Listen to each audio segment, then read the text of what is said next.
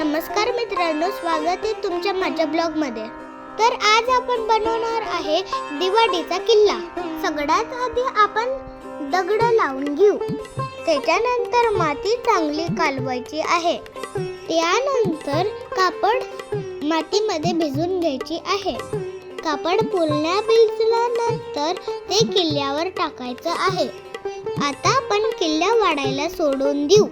दुसऱ्या दिवशी आपण त्याच्यावर ग्रीन कलरची रांगोळी टाकू आणि पाणी मारून घेऊ। त्याच्यानंतर पप्पांनी मला बुरुज बनवायला मदत केली। नंतर आपण बनवले झेंडे। हे सगळं झाल्यानंतर आपण किल्ल्यावरती मावळे ठेवून घेऊ।